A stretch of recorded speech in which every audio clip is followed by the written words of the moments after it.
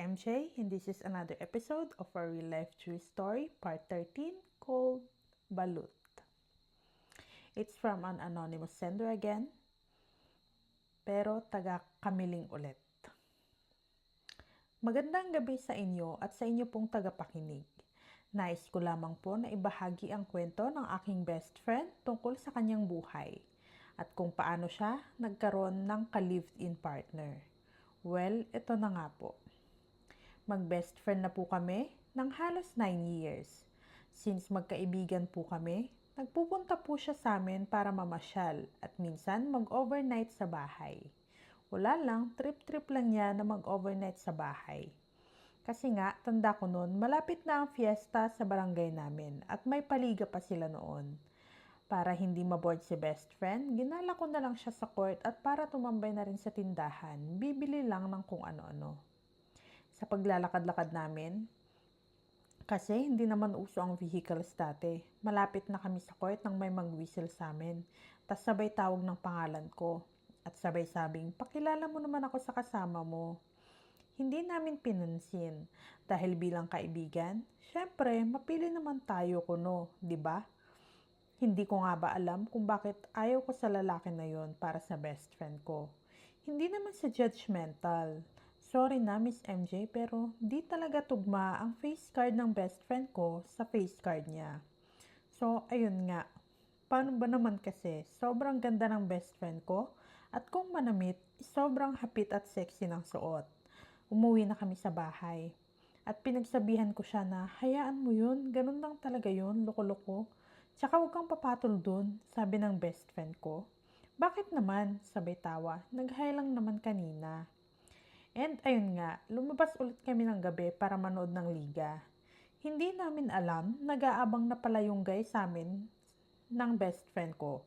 Pagkatapat namin sa mismong bahay ni Guy, kinamusta niya kami, lalo na sa best friend at inalok kung gusto daw ba niya sumama mamaya para kumain ng balot at mag-ride sa perya sa bayan. Si Guy, pinaalam naman sa akin si best friend. Ang sabi ko naman, siya bahala kung gusto niyang sumama sa'yo. Pero gabi na at sagot ko siya dito kasi ako ang alam na kasama niya.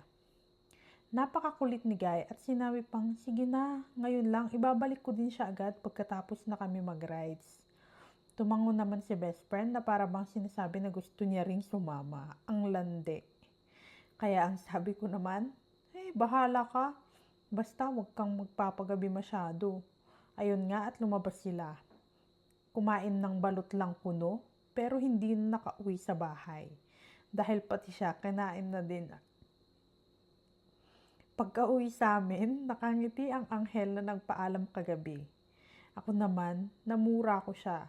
Siyempre, ang murang yun, with love and care naman, di ba? Then nagkwento siya, bakit ka ako hindi umuwi? Sabi naman ni best friend, kumain lang kami ng balot, tas tambay sa bahay nila. Sa tindahan, tas nag-inom ng Red Horse, ayun, alam nyo na ang kasunod, rated SPG. Asar na asar talaga ako. Sinabi ko sa kanya na alam mo naman na pangit ako doon. Pinatulan mo pa. Grabe na isang panglalait ko talaga. So sabi ko, wala naman ako magagawa. Buhay mo yan at desisyon mo yan. Taga-klaro at judge lang ako, sabay tawa. At naging textmate na sila. Pero secret dahil sobrang strict ng parents ni best friend. Lahat ng meet up nila, sikreto talaga. Hanggang sa nakita na ni uncle ng best friend na magkasama sila ni Guy at sa mismong bahay pa ni Guy. Si uncle nagsumbong agad sa best friend, sa parents ng best friend ko. Dahil nga magpinsan si uncle at father ni best friend. Pagka-uwi ni best friend sa bahay nila, galing sa bahay nila Guy, bungad ang galit at di mapintang mukha ng tatay niya. Prangkang sinabi na may nakakita sa yung nagpupunta sa bahay ng lalaki. Nakakalungkot man, pero syempre sa sobrang strict ng parents ni best friend, nasampal siya. Dahil natatakot silang mag-asawa agad ang panganay nila. Kaya kahit na masakit sa kanila, nagdesisyon ang parents ni best friend na agad silang magtungo sa bahay ng lalaki para kausapin na sila na magsama na lang sila. Hindi yung nakikita yung anak nilang babae na pumupunta sa bahay ng lalaki. Kumbaga, Miss MJ, ayaw nila mapahiya yung anak nila sa kwento ng nakakakita sa kanya. Kaya ganun na lamang ang desisyon nila na pagsamahin si best friend at si Guy para iwas chismis. So ayun nga, nakabigla lang lahat ng pangyayari.